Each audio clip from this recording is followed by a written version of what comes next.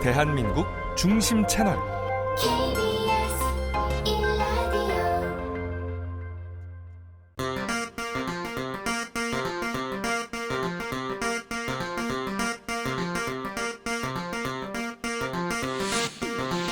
주진우 라이브 스페셜.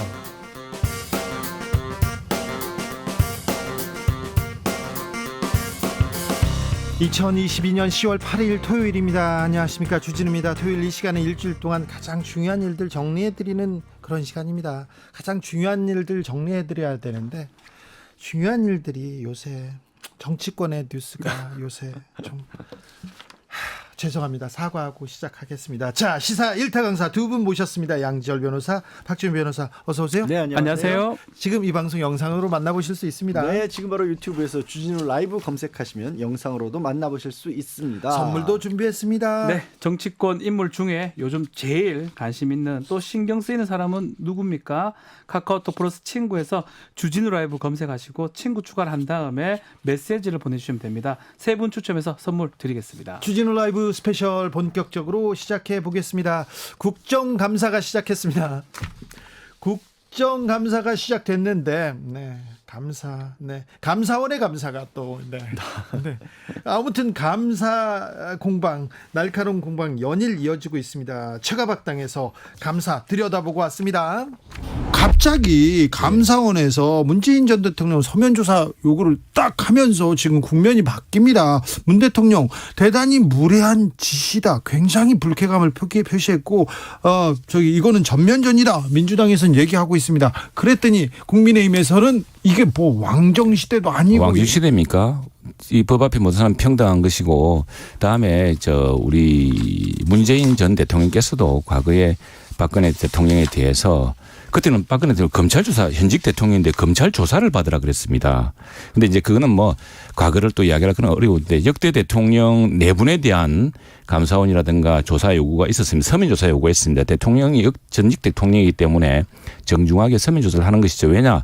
근데 이 착각하지 마셔야 될 게, 이 조사가요, 이 정부에서 시작된 게 아닙니다. 이 조사가 서해 공무원 사건이 비살되지 않았습니까? 그분들이 탈북자 가족으로 이제 이게 누명 각인이 지키니까 이걸 벗어나려고 국가인권위원회에 호소도 하고 이래가지고 국가인권위원회도 조사를 하라 그랬던 사안입니다. 예.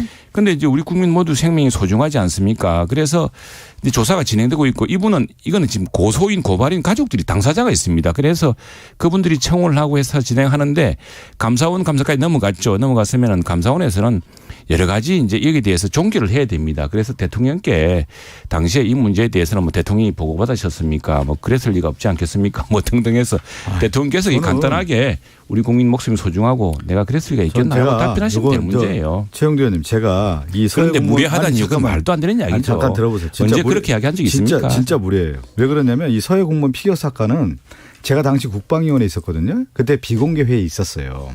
그때 여야 의원이 다 있었고, 그 당시에 한기호 의원이 국민의힘 간사였습니다. 다 그 국민의힘에 있는 국방위원들 다 알고 있던 내용이었고, 그래서 국방위원회 그 당시 회의록을, 비공개 회의록을 공개하면 돼요. 그리고 또 하나는 정보위원회에서 그 당시 우리가 얘기하는 SI 정보만 제대로 파악해서 진실 규명을 하면 이건 아무 문제가 없는 거예요. 그렇습니다. 아무 문제 없기 때문에 대통령께서 그렇게 얘기하시면 되는 거예요. 그런데 이거 이제 서면 조사 안 해도 마찬가지입니다. 박근혜 대통령이나 이명박 대통령 서면 조사 답변 안 했어요. 그럼 그렇게 전례따르면 되는 거죠. 그런데 무슨 무리하고 말고 있습니까? 오늘 최영두 의원님 래퍼 같아요. 오늘 왜 그러면 공정한 발언권, 발언 시간을 보장받기 위해서. 제가 최영두 의원님 좀 한 말씀만 드릴게요. 예. 노태우 대통령 당시는 7비리, 그 국방비 관련된 비리가 언론에서도 그렇고 심각한 비리 문제가 터져가지고 마지막 조사 단계에서 왔다. 그리고 또 하나는 김영삼 대통령도 외환 위기에 대한 문제가 다 조사되고 터지고 나서 마지막 조사 단계에 온 거고요. 그다음에 누구죠? 이명박 전 대통령 같은 경우도 4대강 비리 다 터지고 다 언론에서 문제가 막 나오니까 마지막 조사에 나온 거란 말이에요. 예를 들어서. 그런데 지금 그러한 비중 있는 사건하고 이 서해 공무원 피격 사건과 관련해서는 제가 얘기하지 않습니까? 회의록에 대한 부분만 제대로 보면 진실을 밝혀줄 수가 있는 문제인데, 왜 이거는 제가 볼 때 국민의힘이라든가 대통령실에서 실질적으로 국민 전환용으로 이 카드를 쓰는 거예요. 아니 지금. 그렇지 않습니다. 국민 전환용 그래서 카드 이건 썼다면 뭐냐면 저는 말렸을 겁니다. 국민의힘 이렇게 내부에 지금 이렇게 결속을 얘기를 할 일은 가지기 위한 아니다. 카드로 좀 쓰는 거예요. 그런데 이 지금 윤석열 정권의 가장 큰 특징은 뭐냐면 수사하고 조사하고 자, 기소하면서 오늘 내 시간 더 주시기로 하시죠. 알겠습니다. 그래. 그 수사 기소 좀 하지 마세요. 모든 게 수사 기소하세요. 이 상황에서 말하고 국민 전환용으로 문재인 전 대통령 카드를 쓰겠습니까? 그렇지 않고요.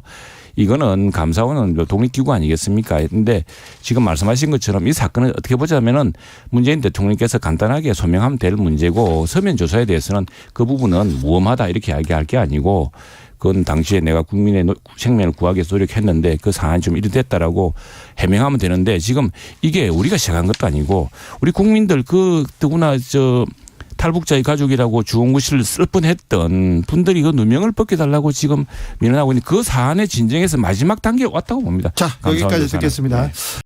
이재명 대표가 목소리를 높이기 시작했습니다. 독재 정권의 공포 정치 이런 단어까지 써가면서 지금 맹비난하고 나섰는데 어떻게 보셨어요?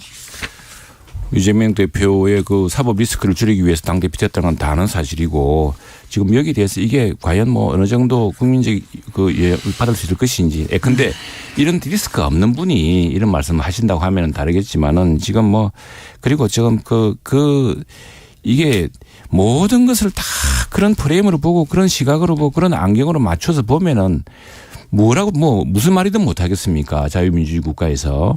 그런데 지금 우리가 이 야당을 거슬러 가지고 한 발짝도 진전할 수 없는 상황에서 왜 일부러 그런 짓을 하겠습니까? 원래 법치 국가에서 가장 큰 흐름은 뭐였냐면 국가 권력과 특히 이제 공권력을 통해서 국민의 개인의 기본권이 침해되는 요소를 막기 위해서 법치국가를 만든 거거든요. 자의적 권력을 행사하지 말라는 건데 지금 윤석열 정권은 검찰, 경찰, 감사원을 동원해서 지금 먼지 탈탈 털고 지금 이 하나 잡듯이 모든 것을 다 털어가는 과정에서 지금 일이 이루어지고 있단 말이에요. 그게 뭐냐면 과거에는 총으로 정말 군사 쿠데타 일으킨 정권들이 그런 정치 공포 정치를 했는데 지금은 뭐냐면 검찰과 경찰 감사원을 동원해서 국가 권력을 장악해서 그런 모습으로 지금 가고 있는 거 아니겠습니까? 그런 차원에서 독재 정권과 지금 뭐가 다를 바가 있겠습니까? 그걸 뭐 독재 정권이라고 이야기하면 이전에 그 문재인 정부는 더한 독재 정권이었죠. 뭐 사람들 적폐로 모두 적폐로 몰지 않았습니까? 그런데 저희들은 그렇게 하지 않습니다. 그리고 이번 감사원 감사에 요 질문 요지는 아마 이런 것이 될 겁니다. 서해 공무원 관련 정보를 대통령에게 보고한 뒤에 그 6시간이 남아 있거든요. 대통령의 시간이 6시간 있었습니다. 그러면은 6시간 동안 우리 국민을 살리려는 어떤 노력을 하셨는지 하는 이런 문제에 대해서 또 그리고 또 청와대에서 갑자기 월북으로 규정하면서 이게 해경이 월북으로 규정을 하게 됩니다. 이 판단의 근거는 무엇이냐 뭐 이런 것들을 사실관계를 답하면 되는 문제지 이걸 왕주시도도 아니고 전직 대통령에 대해서는 뭐 아무 질문도 하지 마라 이 말이 됩니까? 아니 그러니까 제가 얘기하는 하나만 얘기할게요.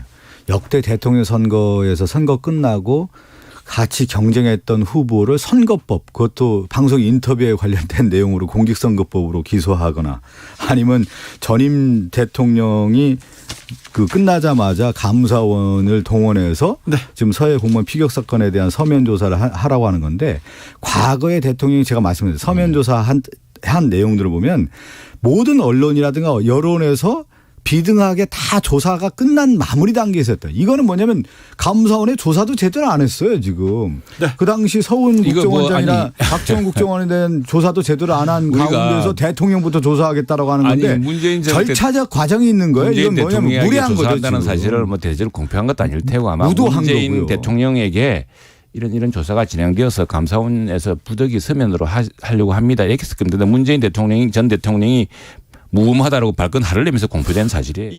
최영두, 박성준 두 분과 함께 감사원이 문재인 전 대통령 조사하겠다, 서면 조사하겠다 이렇게 얘기를 해서 큰 논란이 됐지 않습니까? 이 문제에 대해서 들여다봤어요. 근데 이제 감사원 이 감사가 본리부터 어떻게 시작되는지부터 따지고 봐야 될 것 같아요. 네. 그런 되게 미심쩍은 부분들이 상당히 많거든요. 사실 5월에 지금 최근에 논란이 된 이 뉴스들을 좀 정리해 보면 김태호 지금 대통령실 실장이 갑작스럽게 군 SI 정보를 들여다보면서 네. 이 공무원 사건을 다시 봤던 겁니다. 김태호 1차장. 예, 1차장이. 근데 이 부분도 사실 권한이 있다 없다를 떠나서 승인 안 받고 본 게 아니라 의혹이 제기돼 있는 그런 상황이고. 그 다음에 윤석열 대통령이 딱 얘기합니다. 윤석열 대통령이 하필 콕 집어가지고 이거를 들여다 봐야 된다라고 얘기를 했고, 그러고 나서 다시 이제 최근에 불러진 게 이 감사원 관련해서 감사위원회에서 주요 기관에 간 주요 감사가 됐었을 때는 이 감사위원회 의결을 거쳐야 되는데 왜 우리 의결도 안 거치고 이 일을 진행하자고 이거 내부에서 문제가 먼저 제기된 거예요. 네. 되게 코미디가 벌어진 게 그래서 최재 감사원장이 감사원인데 문제가 있을 것 같으니까 이거 어떻게 해야 될지 우리 내부에서 TF를 한번 만들어서 풀어보자라는 얘기가 나왔다라는 겁니다. 그 감사를 해야 될 곳이 감사원 내부에서 그런 일이 벌어진 거예요. 그게 또 언론에 알려지고 나니까 유병호 사무총장이 또 이광석 실장님께 문자 보낸 게 또 공개가 됐잖아요. 아, 그거는 그러니까 지금 그러니까 이게 제가 드린 말씀 정리하자면 이게 왜 이렇게 시작됐는지 그 근원부터가 좀 이상한 거예요. 그렇죠. 감사가 뭐 감사하려면 뭐 필요한 부분 감사를 해야 되겠죠. 감사해야죠. 그렇지만 민주당이나 이 상대 측에서는 이거 보복성 정치 감사 아니냐 전 너무 정권에 대해서 티나요 얘기합니다. 그렇게 얘기하는데 티나요 얘기하는데 티나는 증거들이 지금 다 드러나고 있는 거거든요. 예컨대요. 지금 얘기했지만 김태호 차장은 뭐 이게 행정 실수가 있는지 몰라도 5월 달에 SI 정보를 볼 때는 자격이 없었습니다. 그 차장이긴 하지만 SI 취급 인가를 받아야 되는데 취급 인가는 7월 달에 받았거든요. 그것도 문제가 됐었고요. 네. 지금 절차 거치지 않은 것도 문제가 됐고요. 네. 결정타는 그거 같아요.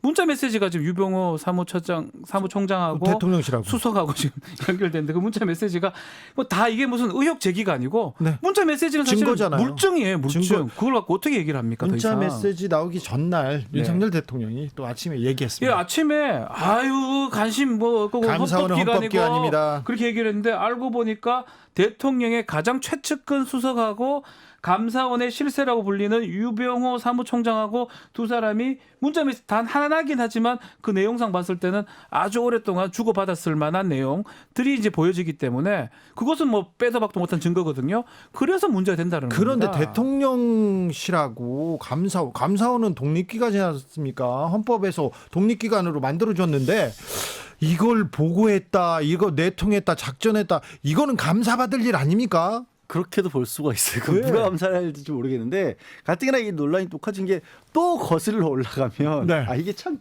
계속 캐다 보면 거슬러 과거로 다 이어져요. 뭐 연어도 아니고 네. 계속 갑시다. 최재 감사원장이 취임하면서 그랬잖아요. 네. 대통령을 보좌하는 기구라고. 아, 그것도 치명적이죠. 예, 그러니까 이게 다 연결되는 겁니다. 이렇게 느닷없이 하나가 뭐 툭 튀어나왔는데 갑자기 어거지로 제가 끌어다 맞춘 게 아니라 다 지금 공개된 내용이고 언론에서 다 집어준 내용이 그렇죠. 다 이어지잖아요. 감사원이 또 뭐 전 정권 사람들만 또 집중적으로 이렇게 그렇죠. 지금 본다 사실 이런 저는 유혹도 있지 않습니까? 공무원 지금 피살 사건도 그렇지만 뭐 국민권익위원회에 대해서 7주간 감사를 했던 것도 그렇고요. 네. 전방위적으로 공직사회에 대한 감사가 이어지는 바람에 제가 뭐 개인적으로도 이렇게 들어보면 공직사회가 얼어 있다라는 거예요. 못 움직인대요. 뭐 하나도 했다가 혹시라도 흠집 잡힐까봐. 그럼 이게 전 정권에 대한 감사를 하는 것의 부작용이 네, 공직사회 국가적으로 전반에 펼쳐지고 국민한테. 네. 그러면 공직사회가 얼어붙어 있으면 우리가 불편한 거예요. 공무원들이 일을 안 하면. 국민들이 좀 어려워지는 거고 뭐 감사를 계속 얘기하지만 필요하면 해야 됩니다. 네. 그렇지만 그 목적이라든지 그 방식이라든지 잘못된 부분들이 계속 드러나고 있는 부분들이거든요. 네. 그렇기 때문에 사실은 민주당이나 뭐 예컨대 야당 입장에서는 가만히 있을 수 없는 거고요. 아마 지금 최재 원장하고 유병호 사무총장 아마 공수처에 직권남용죄 등등으로 고발을 했을 걸로 고발한다고 했으니까 아마 할 것 같아요. 민주당에서는 하게 되면 지금 말한 것처럼 조사를 합니까 또 감사원을? 사실은 감사원은 헌법상 기관 헌법에 따로 분리내어놓은 기관인데 뭔가 애매한 상황이 된 거예요. 감사원이 감사원으로서 그 역할을 못하면 이런 대단히 논란에 빠질 수 있는 상황에 빠지거든요. 네. 지금 이런 상황이 딱 된 것 같아요. 감사원은 공무원들이 일을 잘하는지 못했는지 이 사안이 법에 맞는지 이걸 따지는 칼을 가진 기관입니다. 그렇죠. 그런데 공정해야 되는데 감사원장 전직 감사원장이 정치권으로 직행했어요. 네. 그래서 정치적으로 우려 걱정이 있어요. 그래서 더 좀 공정하고 또 이 법적으로 좀 탈이 없어야 되는데 계속 탈이 생깁니다. 이거 좀 국민은 우려하고 있습니다. 감사원 제대로 가는지. 지금 그리고 이제 다른 것보다도 직접적으로 나온 게 최근에 논란이 됐던 게 이제 조금 전에도 들으셨지만 결국 이제 문재인 대통령에게까지 서면이지만 질의서를 보냈다는 거예요. 이거 정치적인 그 상황을 고려하지 않을 수 없는 그런 사안인데. 그러니까요. 게다가 이게 뭔가 좀 뚜렷한 어떤 꼭 필요한 상황. 그러니까 이런 겁니다. 지금 문재인 대통령이라든가 성훈 안보실장, 박지원 전 국정원장 같은 경우 고발을 당했죠. 그 공무원 유족분들에게. 근데 그 고발이 감사법상 이 자료 제출이나 소환 조사에 응하지 않았다는 건데 이게 그냥 단순하게 응하지 않으면 고발 내용이 범죄가 성립되는 게 아니라 감사원이 필요할 때 응하지 않았던 거예요. 필요한 사유가 충분히 해명이 돼야 되는 거거든요. 네. 근데 감사원이 지금 꼭 필요한 상황인가? 일단 평행해서 검찰이 수사를 진행하고 있고요. 그다음에 송은 전 실장이라든가 박지원 전 원장 같은 경우도 소환 조사도 안 받았거든요. 그럼 겹쳐지는 사안에서 검찰도 보고 있고 뭐 박지원, 서훈 두 분도 안 받았는데 갑자기 전직 대통령에게 자료 내세요라고 하는 게 과연 타당할까? 민주당은 이거 싸우지 않은 거냐 발끈했습니다. 그렇죠. 예, 그래서 저는 이제 개인적 좀 얘기긴 한데 되게 어설퍼요. 하려면 잘해야죠. 다른 어떤 잡음이 안 들리게 해야지만이 이런 감사는 성공할 수가 있는데 그게 실력인데. 너무나 어설프게 할 정도로 오히려 감사를 함으로써 정권에 부담을 주는 거거든요. 그러니까 이렇다면 오히려 정권 입장에 감사 좀 하지 마라 할 수밖에 없어요. 엉뚱하게 감사를 해가지고 아니면 감사하는 과정에서 뭔가 잘못된 것들이 나옴으로써 감사가 오히려 감사받아야 될 상황이 된 거거든요. 지금 그러면 그 부분이 가장 문제인 거예요. 혹시 저는. 감사원에서요. 정치적으로만 보면 전 정권 문재인 정부 사람들이 갑자기 감사를 이렇게 드라이브를 걸어가지고 오히려 지금 윤석열 정부에 부담을 주고 있는 겁니까? 엑스맨처럼. 네. 두 개씩 생각을 해야 되는데 그건 아니겠죠. 그건 아니겠는데 저는 이제 박 변호사의 생각에도 일정 부분 공감을 하면서 요즘 어떤 생각도 드냐면 하도 그냥 그렇게 좀 약간 거칠게 나오다 보니까 눈치를 아예 안 보기로 작정한 게 아닌가 하는 생각도 들어요. 너무 거칠어요. 그러니까 이게 감사라고 하면 이게 굉장히 예민한 부분이고 정교해야 되지 않습니까? 예를 들어서 예전에 검찰 수사도 그렇고 감사원의 감사도 마찬가지고 제가 아까 공직사회가 왜 얼어붙는다는 얘기를 했냐면 정말 필요한 부분에 있어서 딱 외과 수사라서 딱 그 부분만 도려내면 그게 필요하거든요. 그렇죠. 근데 이렇게 막 전방위적으로 다 뒤집어 놔버리면 이게 그래서 진짜 눈치를 안 보는 건지 아니면 서투른 건지 아니요, 그게 헷갈려요. 저도. 눈치도 안 보고 서툴기도 두 합니다. 가지 두 다 가지 같고요. 그래서 결국은 저는 또 이게 또 개인적 생각이긴 한데 많은 국민을 보기보다는 지금 좀 지지자들을 보고 지금 가는 모습이다. 제 개인적 생각이긴 그래요? 합니다. 저는 뭐 정권 한 사람만 보는 거 아닌가 이런 그 말이 이런 지지자를 비판도. 본다는 게 정권을 본다는 말이죠. 그런데요. 양 변호사님 지적대로 권익위 감사가 시작됐어요. 감사할 수 있습니다. 전 정권 사람 감사할 수 있어요. 그런데 위원장의 근태 문제를 보겠다. 그렇죠. 그 얘기를 했다가 들어갔다가 안 되니까 옆으로 갔는데 그게 어설프다는 거예요. 권익위원장 전현희 권익위원장은 단 한 번도 조사를 안 하고 그 주변으로만 계속 가고 있습니다. 그게 어설프다는 거예요. 하려면 제대로 했었어요. 별건 감사 아닙니까? 그렇죠. 그러니까 결국 근태라는 게 이제 지각 얘기인데 네. 대한민국의 감사원에서 장관 독립된 지각 기관의 그 국민권익위원장 장관의 대우를 받는 분의 지각을 따준다는 것도 그래도 거기는 지각이 따지기가 어려운 게 어렵죠. 세종시에 있어요. 그리고 뭐 장관급 위원장이다 보니까 서울대 근무할 때가 꽤 많고 그래 따지면요.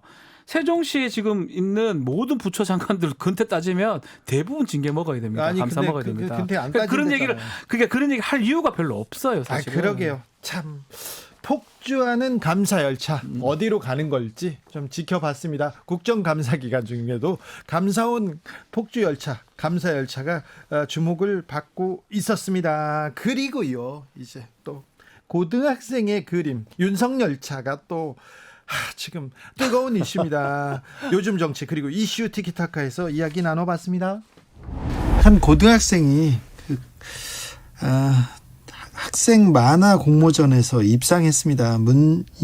윤석열 대통령 풍자 작품이었어요. 윤석열차. 김건 여사도 나오고 검사들도 나오고 그러는데 이 부분이 알려지자 문체부에서 강력하게 꼭 경고하고 나섰습니다. 향후 조치하겠다고 하는데 이 논란은 어떻게 될까요?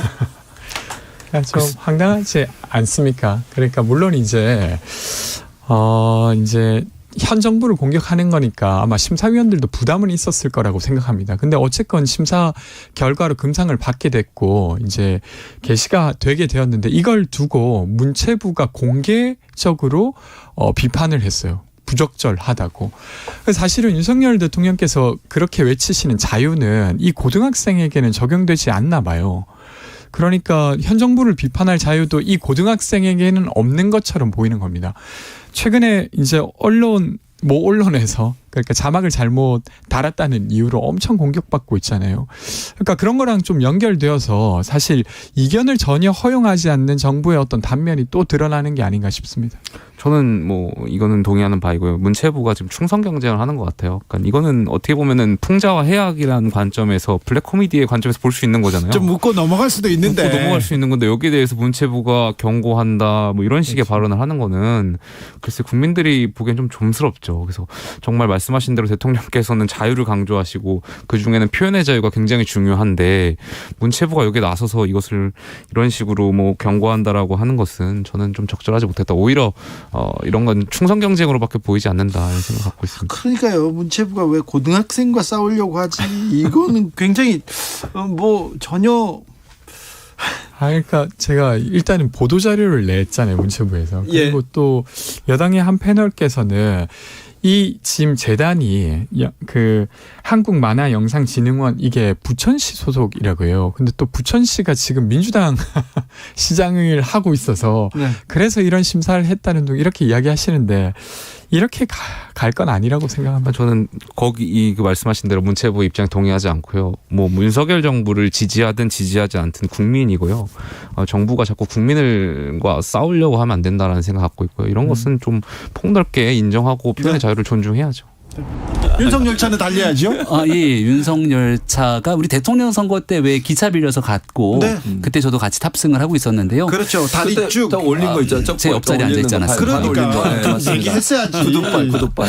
그 무튼 이 윤석열차라고 보이는 만화, 이 카툰 때문에 이제 또 한바탕 난리가 난 모습인데요. 고등학생이 세상 돌아가는데 관심이 많네요. 그림 잘 그리던데요. 네. 근데 그런 그림 그려서 유튜브에 올리건 인터넷 커뮤니티에 게재하건 또 이보다 더한 그림들도 사실은 많이 있기 때문에 그거 갖고 문제 삼는 사람이 아무도 없습니다. 예를 들어서 인터넷에 들어가 갖고 있는 커뮤니티에 이재명 대표랑 영화 아수라에 있는 내용들이 비슷하다 해서 이 내용을 막 만들어서 올린다고 누가 그걸 법적으로 문제를 삼겠습니까? 표현의 자유겠죠. 대신 이런 내용들이 부천시에 소속돼 부천시의 재단법인으로 있는 이 기관에서 공모전을 거치고 공모전이 이제 수상을 하게 되는 과정을 정치적으로 딱 봐도 문제가 될 법한 내용들을 수상되는 과정들에 대해서는 이건 좀 신중을 기할 필요가 있다 이런 생각이 들고요. 예를 들어서 국회 내에서 무언가를 전시하더라도 누구에게나 표현의 자유가 있다고 정치적으로 첨예한 쟁점이 되는 내용들을 다 전시하지는 않지 않습니까? 과거에 박근혜 전 대통령과 여성을 합성시켰던 더러운 잠이라고 하는 내용들을 쭉 전시했다가 논란이 커져서 처리했던 적도 있는데 표현의 자유는 누구나 중요합니다. 얼마든지 용이될 수 있고요. 다만 그 내용을 공적인 자리에서 정치적 중립이 요하게 되는 부분들 또 수상에 대한 선정 과정 속에서까지 이 내용들을 끌고 가야 되는지는 또 다른 영역이라는 얘기도 함께 드립니다. 아니 이거 표현의 자유하고 지금 연결하는 것도 좀 이해가 안 되는데 기본적으로 저 고등학생이 본인의 생각과 또 본인이 느끼는 감정을 그림이나 만화로 카툰으로 그렸다. 이건 전혀 문제가 안 돼요. 지금 김용민 문제 되지 않습니다. 그럼 수상하는 게 왜 문제냐는 거죠. 이게 예를 들면 사회적 물의를 일으킨 건 문체부예요. 저는 사회적 물의를 문체부가 일으켰다고 생각합니다. 이 학생이 누구든 자기 생각을 그림으로 표현할 자유가 있는 거예요. 그 자유를 통해서 어떤 사람이 작품을 출품을 했고 심사 과정에서 전혀 공정하지 않은 불공정하지 않은 상태로 심사가 이루어져서 상을 받았어요. 그게 왜 문제가 된다는 거예요. 그러면 심사한 과정에 있어서 현 정부의 심기를 건드리거나 현 정부의 대통령에서 비판적인 입장을 갖고 있는 모든 것들은 다 심사 과정에 빠져야 됩니까? 그건 아니잖아요. 이게 예를 들어서 아예 내용이 어떤 분야에 대한 주제가 정해져 주제에 있어가지고 그 주제를 벗어난 내용에 대해서 상을 줬다면 문제가 되지만 자유주제로 했고 사회적 비판 내용도 많이 있어요. 대통령 비판은 아니더라도 예컨대 그러니까 사회적 어떤 상황에 대한 비판 이런 의식들이 있는 그림들도 많이 있어요. 그런 웹툰도 상을 받았고 근데 유독 윤석열 대통령의 얼굴이 들어가고 김건희 여사의 얼굴이 들어간 그 내용만 가지고 문제를 삼는 것도 이해가 안 돼요. 아니 자유로운 표현의 자유를 인정한다고 하면서 왜 수상을 하면 안 된다는 거예요.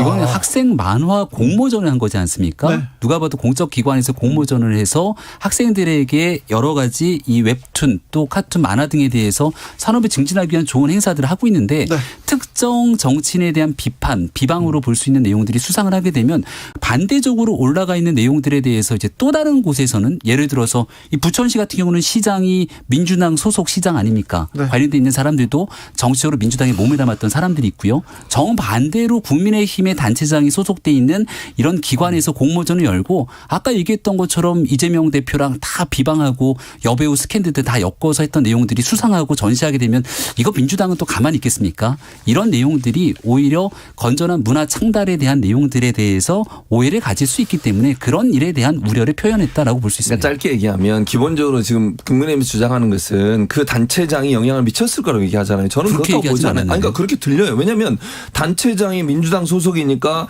거기 관계되어 있는 사람들이 영향을 미쳐서 그렇게 됐다고 들린다고요. 그러니까 김병미 의원은 그렇게 얘기 안 했겠지만 저의 표현의 자유를 너무 왜곡해서 들으신 거 아닙니까? 제 말은 수상 과정에서 공정하게 독립적으로 심사위원들이 심사를 해서 수상한 결과가 나왔다고 하면 그 결과가 어떻든 건 받아들여야 한다고 저는 생각해요. 정말 아까도 말씀드렸잖아요. 주제에 벗어난 내용을 하거나 규정이 어긋나게 뭔가 수상이 이루어졌던 문제가 되지만 대통령을 비판하는 것 하나만으로 그게 문제가 됐기 때문에 심사 자체도 문제가 있다 이렇게 가는 것은 저는 바람직하지 않다고 봅니다.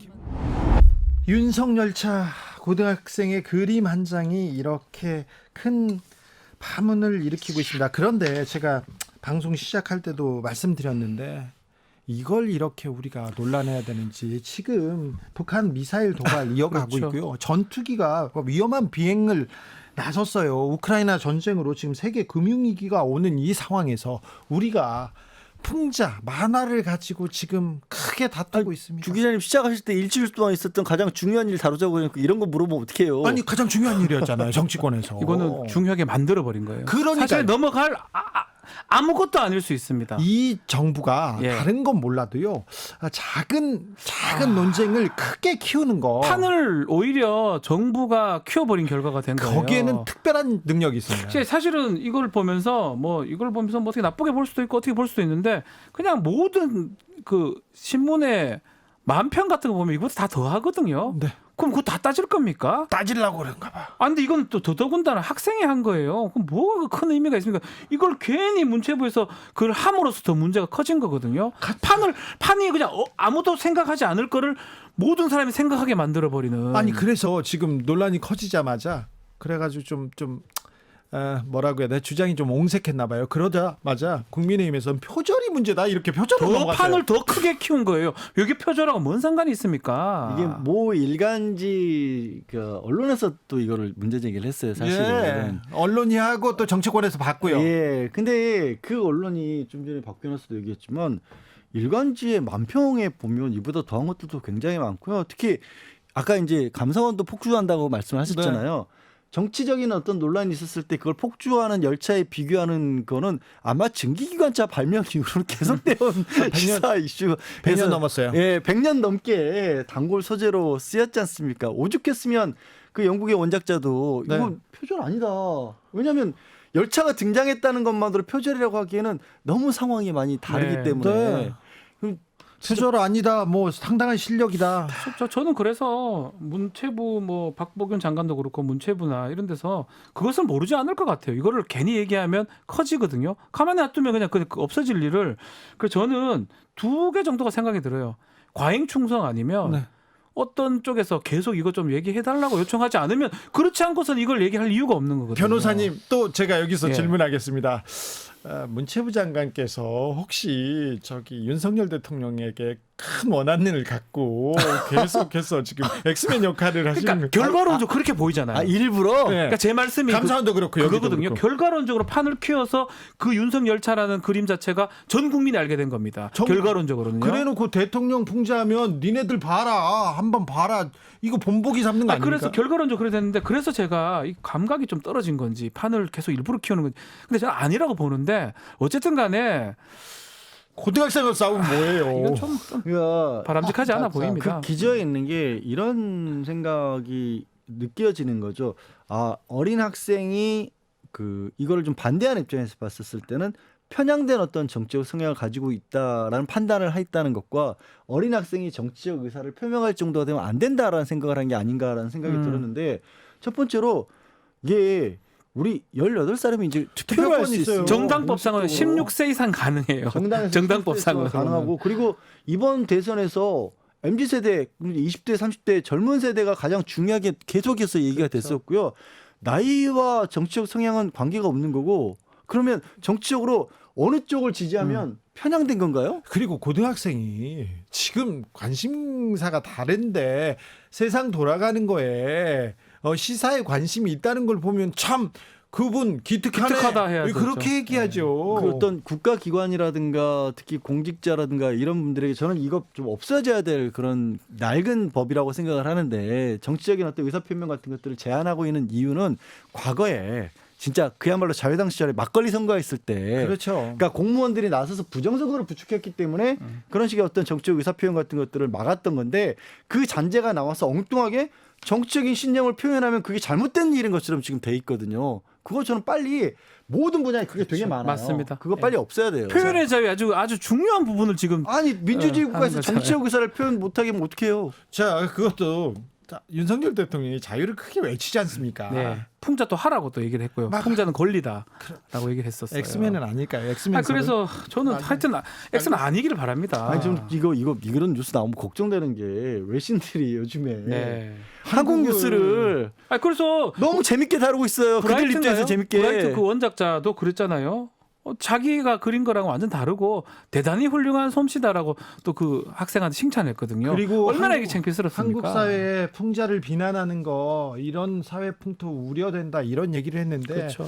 지금 계속해서 지금 한국 정치가 외국에서 좀 풍자 비난의 대상이 되고 있다는 것도 우리 정치인들 조금 고려해 주세요. 이거 우리가 지금 중요하게 다룰 만한 얘기를 아닌데 아니에요. 자꾸 키워요. 자꾸 키워서 또 다른 얘기가 나올지도 몰라요. 네. 여러분께서는 지금 주진우 라이브 스페셜을 듣고 계십니다. 주진우 라이브 스페셜. 윤석열차 그리고 감사원의 폭주열차 이런 부분으로 굉장히 어수선할 때 김문수 전 경기도지사가 경사노위 신임위원장으로 취임했습니다. 네, 어떤 각오인지 저희가 만나봤습니다. 정치인 김문수가 있기 전에 노동운동가 김문수가 있었어요. 네, 그렇죠. 그렇습니다. 그런데 정치인 김문수, 경기도지사 김문수, 도지사 하니까 119 도지사 생각납니다. 119 뭐 그것도 저 말씀을 드리면 119나 모든 제복 공무원은 다 어깨에는 관등, 그 계급을 붙이고 가슴에는 이름을 붙이고 있죠. 그걸 관등 성명이라 그러죠. 관등 성명이 전화를 할 때는 안 보이지 않습니까? 그래서 전화 받는 사람들은 바로 공무원, 제복 공무원은 관등 성명을 복창하고 그 다음에 무엇을 도와드릴까요? 이게 기본입니다. 그렇습니다. 저는 경기도지사 김문수입니다. 제가 그래서 그러면 상대가 어떻게 해야 됩니까? 저는 누구입니다? 남양주 소방교 박갑도입니다. 이렇게 해야죠. 그런데 그런 거 해야 되는데 제가 아무리 경기도지사 김문수라고 해도 상대방이 관등 성명을 안 돼요. 이걸 규정 위반입니다. 알겠어요. 나 도지사인데 이름이 누구요? 그러면 관등 성명 되는. 근데 그분이 전보 조처되고 그러진 않았죠. 그거는 전보 조치를 소방본부장이 했는데 제가 다 원상복구를 다 시켰습니다. 알겠습니다. 잘 알겠어요. 119 도지사님. 그것 때문에 또 젊은 사람들이 좀 또 좋아하는 사람도 있어요. 그거는 오해가 많고 그 부분에 대해서는 119의 책임자 도지사가 그 부분을 확실하게 더 바로 잡으려고 하는 건데 그거는 뭐 아주 시민을 위해서 좋은 거라고 생각합니다. 알겠습니다. 정치인 김문수, 노동운동가 김문수가 있었고 정치인 특별히 경기도지사 김문수는 경기도민한테 사랑을 많이 받았어요. 네, 감사합니다. 네, 많이 받았어요. 그걸 발판으로 뭐 서울시장도 나와달라고 해서 나오셨고 그다음에 대선도 나오셨어요. 떨어졌지만. 그런데 그 이후에 도지사 김문수는 정치인 김문수는 없고 아스팔트 김문수만 있다. 이거는 조금 바로잡고 가야 되는데. 그 이유는 박근혜 대통령을 뇌물을 받았다, 정윤회와 무슨 남녀 관계가 있었다, 정유라가 박근혜 딸이다 이런 식으로 해서 탄핵을 했지 않습니까? 저는 그건 잘못이라고 보고 있습니다. 아니 그렇긴 한데 박근혜 전 대통령이 뇌물죄로 구속되셨어요. 그 사람은 뇌물을 받을 사람도 아니고. 아니 그런데 구속시킨 사람이 윤석열 대통령이잖아요. 윤석열 대통령이 구속한 게 아니고 당시에 촛불 집회와 많은 그 민심이 그렇게 했는데 제일 중요한 것은 탄핵된 거는 국민의힘에서 62명이 민주당 편을 들어서 그런 거예요. 네, 탄핵에 찬성했죠. 그래도 뇌물죄로 구속은 됐습니다. 법적으로는. 그런데 그거는 저는 매우 잘못된 처사라고 봅니다. 네. 그런데요. 이명박 전 대통령도 뇌물죄로 구속되셨고. 그것도 또 문제가 많다고 봅니다. 뇌물은 받았잖아요. 저는 전직 대통령이 그 사람들이 뇌물 받을 일이 뭐가 있겠습니까? 그런데 특히 박근혜 대통령은 제가 국회의원 10년 해봤지만 그분은 돈도 모르고 돈도 필요 없는 분이에요. 남편이 있습니까? 애들이 있습니까? 부모가 있습니까? 알겠습니다. 아무튼 대법에서 확정된 문제라. 근데 김문수 위원장님 문재인 전 대통령 문재인 총살감이다. 이건 좀 심했어요. 그거는 심했었는데 그거는요 그냥 어디서 제가 이야기했는지는 모르지만 분명히 5개 집회에서 이야기된 건지는 모르겠는데 그걸 자꾸 이야기하는데 저는 전직 대통령이 우리 국민들의 자부심으로 존중받아야 되고 누구든지 전직 대통령이 구속되고 이런 거는 저는 좋아하지 않습니다. 알겠습니다. 전직 대통령한테 그러면 안 된다. 좀 심했다. 이렇게 얘기하고 넘어가겠습니다. 그렇습니다. 자, 기대가 큽니다. 윤석열 정부 노동개혁 어떻게 할까 걱정도 되는데 김문수 위원장이 오면서 조금 어떻게 이끌까 기대하는 사람도 많습니다. 일단 민노총하고도 얘기를 잘해야겠죠. 물론입니다. 언제든 만나서 얘기할 생각. 지금 계속 만나러 가뵈려고 하는데 아직까지 답이 없습니다만은 한국노총은 이제 답이 와서 오늘 만나 뵙고요. 민노총은 언제 어디서든지 제가 말씀하시면 달려가겠습니다. 알겠습니다. 위원장님, 우리나라는요 이중구조라고 해야 되나요? 노조와 비노조, 정규직, 비정규직, 원청, 하청 이 너무 큰 차이. 그렇습니다. 이걸 어떻게 이중구조를 해결해야 될까요? 그게 쉽지 않은데요. 그래서 저는 노조로 조직된 분은 한국노총이 5%, 민노총이 5%, 10%밖에 안 돼요. 다 합쳐 14라 그러지만 10%고 90%의 노동자는 조직이 안 돼 있습니다. 그래서 이분들의 말 못하는 그 목소리를 대변하고 하는 것이 바로 한국노총과 민노총이 돼야 되고 또 저희 경사노동위원회도 바로 이 조직되지 않은 어려운 분들의 처지를 대변할 수 있도록 최선을 다하겠습니다. 자동차를 하나 만드는데 왼쪽 바퀴는 정규직이 오른쪽 바퀴는 비정규직이 만들어요. 근데 왼쪽 바퀴를 만드는 정규직 노동자는 1억 원 받고 오른쪽 바퀴 비정규직 200만 원, 300만 원 받고 이거는 좀 문제가 안 됩니다. 그건 굉장히 불공평한 일인데요. 이게 왜 이렇게 불공평하게 되느냐 하는 것을 우리가 서로 대화를 해야 됩니다. 그런데 저는 특히 가장 말 못하는 비정규직 저희들이 대변을 하더라도 정규직인 노총과 민노총이 이 비정규직도 자기 조합원 이상으로 생각해야 안 됩니까? 그렇죠. 그게 전태일 정신 아닙니까? 전태일은 자기가 재단사지만은 재단사가 아닌 시다. 그건 정말 보조자들, 미싱 보조, 어린 이런 사람들 입장을 대변해가지고 목숨을 바쳤지 않습니까? 그게 전태일 정신 아닙니까? 그러면 지금 바로 노총, 민주노총이 자기보다 더 어려운 사람을 챙겨야 되는데 너무 자기들 것만 먼저 챙기지 않습니까? 알겠습니다. 아무튼 그 비정규직 그리고 또 하청, 비노조 사람들도 좀 잘 챙겨주십시오. 챙겨야 됩니다. 제가 확실하게 그거는 최선을 다해서 챙기겠습니다. 네. 주 52시간 무력화된다. 임금 삭감될 것이다. 고용 불안 이어질 것 같아. 이렇게 해서 윤석열 정부가 추진하는 노동정책에 대해서 우려가 있는 게 사실이에요. 예, 그렇습니다. 우려가 있는데 네. 그 우려는 너무 안 하셔도 되는 것이 저는 이렇게 생각합니다. 노동개혁도 좋지만 대화가 우선이다. 예. 대화를 해야지만 개혁이 있고 뭐가 있지. 네. 일방적인 개혁이라는 것은 개혁도 아니고 네. 불가능합니다. 네. 알겠습니다. 대화 중요하죠. 대화가 중요합니다. 네. 비노조, 비정규직, 하청 노동자의 목소리도 좀 잘 들어주시고 대화도 좀 해주셨으면 좋겠어요. 대우조선해양 하청노조 파업을 계기로 네. 하청 노동자는 파업을 하면 거의 불법이잖아요. 아니, 꼭 그럴 필요가 없습니다. 하청노조라고 불법이 될 필요가 없고요. 예. 하청노조가 오히려 묵묵하게 예. 파업도 잘 안 하고 네. 정말 말없이 일하는 분들이 하청노조죠. 아니 그런데 너무 배가 고프고 힘들고 네. 20몇 년 동안 일해봤자 월급이 200만 원 받는다. 이거 못 살겠다. 조금 올려달라 얘기할 수 있지 않습니까? 그렇습니다. 이야기하기 전에 네. 저희들이 먼저 달려가서 보고 파업하기 전에 이거 어떻게 이렇게 차별이 있느냐. 네. 이걸 노조와 네.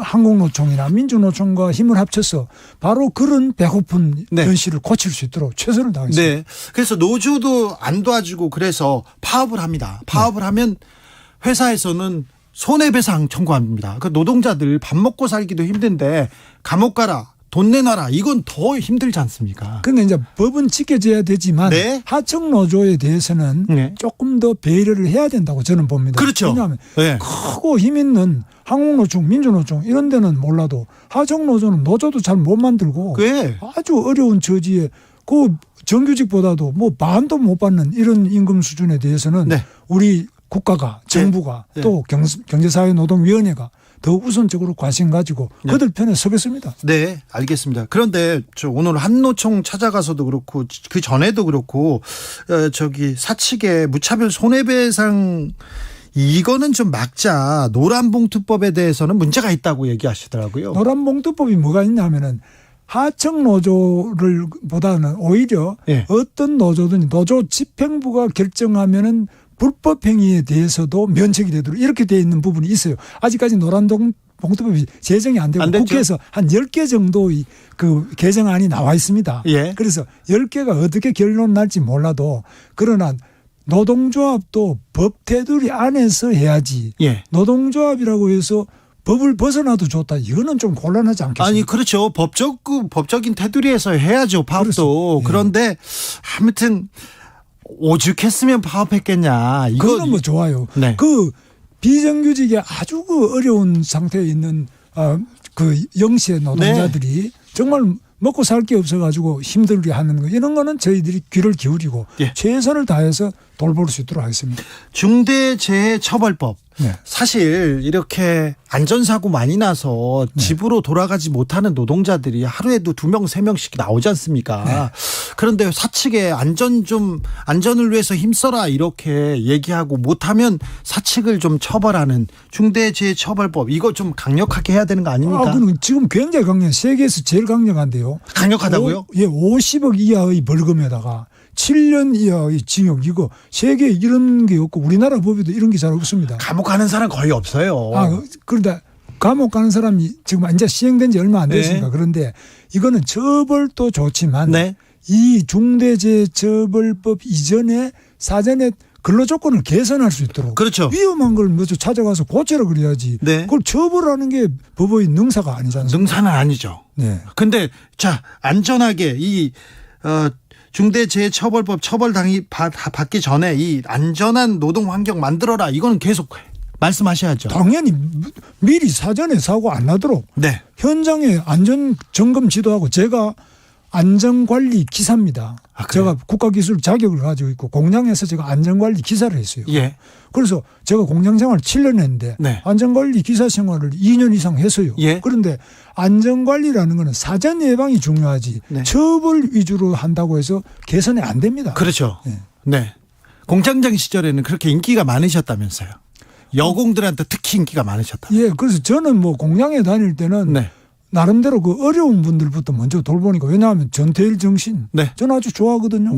그분은 정말 자기가 자기보다 못한 사람을 위해서 밥도 안 먹고 네. 버스비 가지고 자기 풀빵 사주고. 우리 사회에 그래서- 온 예수 같은 사람이죠. 예, 그렇습니다. 그렇게 자기 희생을 한 분 아닙니까? 네. 우리 노조가 그렇게 돼야 된다고 보죠. 그렇죠. 네. 네. 아무튼 그리고 정치인으로 이렇게 이 정치인으로 정치에 입문하시고도 그리고 또 도지사에 있을 때도 김문수는 개혁가였어요. 네. 그렇죠. 보수 진영에서도 개혁을 가장 외치는 사람이었습니다. 네. 부천에서 국회의원 하실 때도 그렇고 네. 아스팔트는 말고요. 아스팔트에서도 그렇습니다. 아 그랬어요? 예.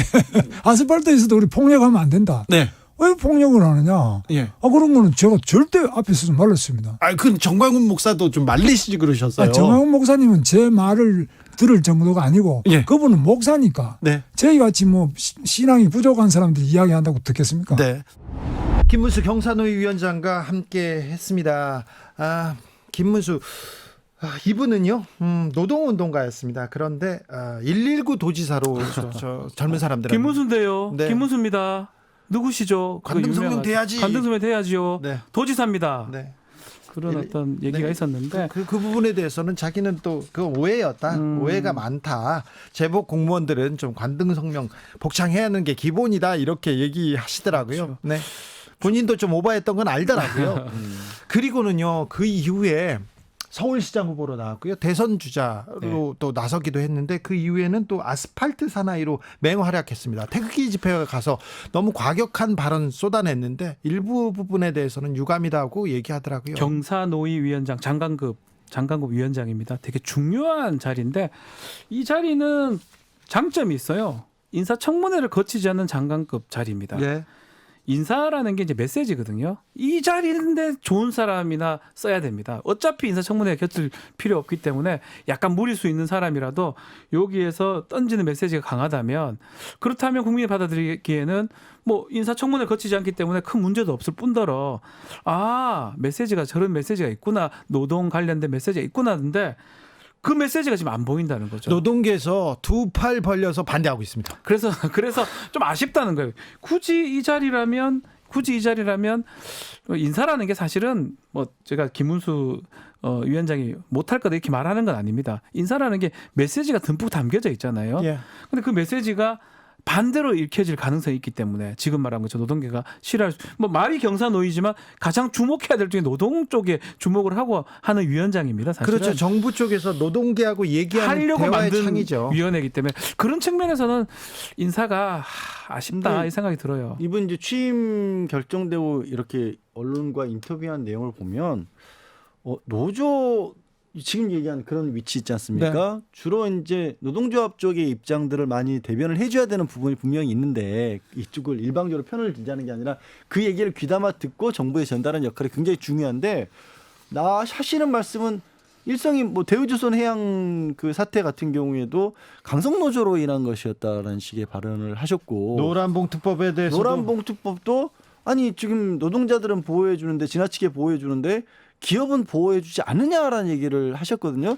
근데 이분이 과거에 노동운동을 하셨잖아요. 그러니까 우리가 아주 원론적으로 노동자업을 왜 인정하냐면 법적으로는 기업과 근로자가 평등하지만 현실적으로 그게 1대1로 평등할 수가 절대 없잖아요. 특별히 하청, 특별히 그렇죠. 비정규직, 특별히 하청, 비정규직 너무 약하니까 네. 그래서 그분들을 보호해주자고 이런 거 만드는 건데 이분은 왜 기업만 보호해줘 이런 얘기를 먼저 하셨고 그리고 지금 말씀 잘하셨는데 그래서 이제 이 강조했던 게 강성 노조에 대해서는 반대하지만 본인은 비정규직 보호 쪽으로 더 가야 된다라고 생각을 말씀하셨어요.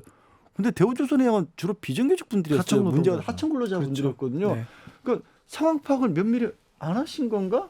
라는 생각이 먼저 드는 거예요. 자, 근데 이분이 뚝심 있는 사람이잖아요. 아스팔트에서도 말을 막 하셨긴 하지만 뚝심이 있는 분이었기 때문에 그래서 이 우리 노동계의 이중 구조라고 할 수 있습니다. 정규직, 비정규직, 노조원, 비노조원, 하청, 원청 이렇게 있는 이중 구조를 조금 타파하는데 비정규직 그리고 비노조원을 조금 배려하는데 조금 애써 주셨으면 좋겠어요. 그렇죠. 본인은 노력하겠다고는 하는데 아마 그 부분을 아마 포인트를 갖고 있는 것 같아요. 뭐 네. 노조 쪽보다는 예컨대 비노조라든지 아니면 지금 비정규직 그쪽에 이제 포인트를 두고 위원장 이제 일을 할 건데 뭐 또 평가들이 많이 다르지만 우려가 커요.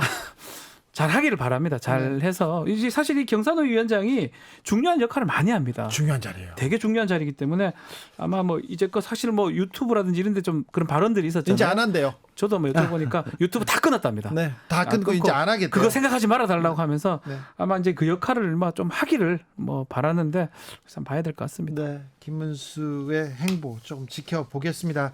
아까 박진 변호사가 얘기했습니다.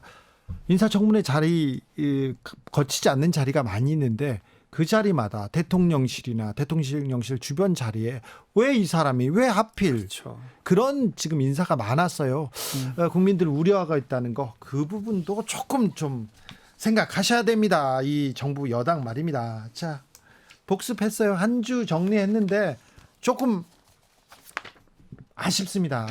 우리가 진짜 중요한 문제 민생을 가지고 국제 위기 속에 우리가 어떻게 갈 건지 이 정치에서는 어떤 해법을 내놓을지 그런 걸 가지고 너무 중요한 게 얘기해야 지금 되는데. 두 가지예요. 지금 연말 가면서 민생 특히 뭐 고물가라든지 고환율이라든지 그리고 지금 눈앞에 보이는 미사일 안보 등이 지금 문제가 됩니다. 그렇죠. 미사일 지금 우리는 뭐 잘못 쏘기도 했지만 비행기가 지금 날아가기도 하고 사실 뭐 혹자들이 말하기에 전쟁이라는 게 이렇게 우발적인 상황에서 발생할 수 있는 부분인데 이렇게 상황이 안 좋고 이런데 우리 싸움은 지금 윤석열 차 아이 그린 만화라든지 감사원 문자 메시지 이상한 거 이런 거 가지고 지금 대치를 하고 있는 모습이 좀 안타깝습니다. 안타깝습니다.